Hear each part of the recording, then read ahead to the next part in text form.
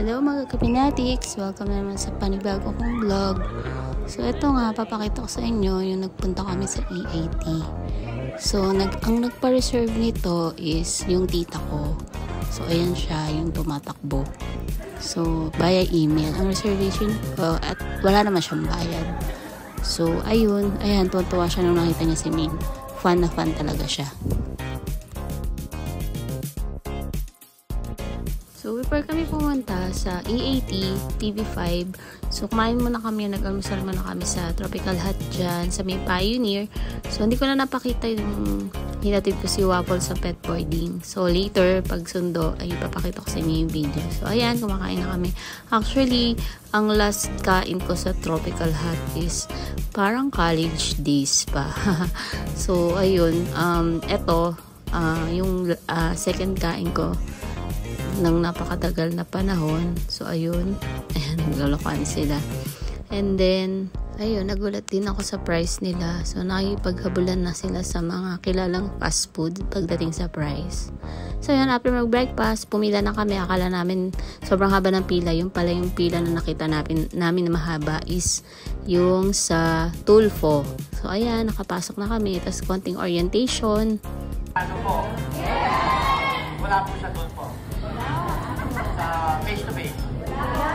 Ganon. Kasi po, pagka sa TV, lagi po kayo sa kanila. Eh, marami po ako nakita sa kanila eh. Hindi ba? Okay. Ayun. Bakay, hindi pa isa. Okay lang. Ngayon po, may pag-uusapan na muna po tayo kung anong dapat gawin sa loob. So, ayan, after na orientation, pinapasok na kami. And then, bawal pala ang bag. Ang kailangan mo lang dalhin is wallet and cellphone. So, konting trivia pala, kami pala is legit Dabber Cats talaga ever since. So, dati pa. So, yung kapatid ko na kasama namin, it's showtime talaga siya. So, kaya namin siya sinama kasi wala kami sasakyan.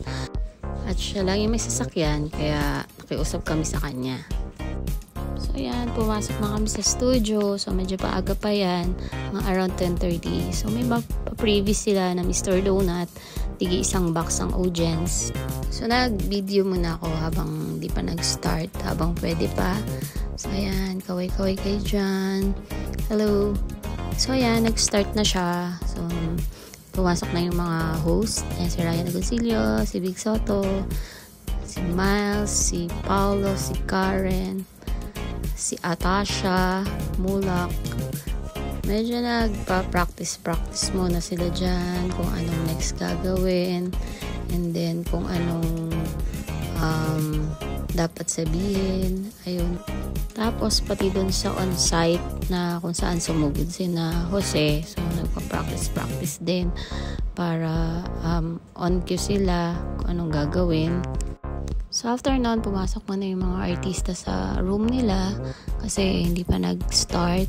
And then, nagpaiwan dyan si Paolo para magkipag-chikahan sa mga audience. Ayan. Actually, sabi ng isang staff, ganyan daw talaga si Paolo. So, ayan, nag-practice naman yung mga sing-it na finalists. Ano lang sila dyan, final practice. And then, ayan, nagsimula na yung performance ng Sing It finalist.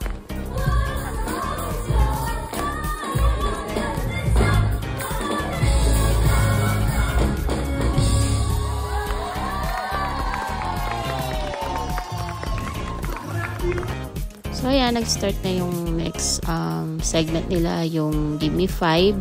So, yan, sa Give Me 5 pala kapag minsan di nasagot nung contestant, kumukuha sila sa audience. Tapos, pag nahulaan, bibigyan ng 5,000 ni Tito Sen. Sayang nga kasi mahirap yung mga tanong last Wednesday, September 27 kasi yan. So, ayan, ang lola nyo at lolo nyo nakita sa camera. Actually, ang ganda nung napuestuhan namin kasi lagi kaming extra sa camera dyan. So, ayan, nasa likod kami dyan. Kitang-kita kami. So, ayan pa, nung sa sugod bahay na, kita rin kami sa audience. Ayan, pati si Daddy. Yung sugod bahay pala nila last Wednesday is sa Tarlac. So, ayan, makikita na naman dyan si Daddy siya, si Aiden, tumatawa. Nakakatawa naman talaga tong si Jose at si Wally, walang kakupas-kupas. Tapos ito, commercial break at CR break sa mga gusto mag-CR. Tapos yung next segment is yung babala, huwag kayong ganun. So, ayan, makikita na naman nyo kami dyan sa audience kasi nasa baba lang namin sina Big Soto at Joy De Leon. So, lagi kami nahahagip dyan sa camera. Grabe talaga ang kagwapuhan ni Big Soto eh. Walang kakupas-kupas. Same din si kay Joy De Leon. Mestizo siya. Kahit matanda na mga magwapo pa rin. Kahit si Paolo Ballesteros sobrang gwapo. Crush ko nga yun kaso backlow siya. Pati si Ryan Agoncillo as in sobrang gwapo. Parang si Harry Potter. Tapos si Ryzen naman liit niya. Pero parang nag-i-improve yung itsura niya. Kasi ito na nga yung highlights. Abangan nyo. Makikita yung bunso kong anak na mahagip sa camera na nagsasayaw. So, nung una, ayaw pa niya, akala niya, pinapasayaw lang namin siya. Pero, ang totoo, tapat na sa kanya yung camera. Yan. Nagsilang. So, after nga, wala pa kaming lunch. Kaya yan, kumain muna kami sa Ramen Kuroda. Diyan lang din yan sa TV5. So, malapit lang office namin dito. So, madalas din kami na kumakain dito sa Ramen Kuroda. Kasi ang sarap talaga ng ramen dito. As in, mura pa compare sa mga mamahaling ramen. So, hindi yun paid advertisement. Pero sana all. Baka naman, Ramen Kuroda. So, ang gusto kong ramen sa Ramen Kuroda is yung Shiro ramen nila. Tapos, meron din silang Kuro ramen. Pero hindi ko masyadong bet kasi masyadong maraming garlic. Tapos, meron din silang Aka ramen which is yung maanghang nilang ramen.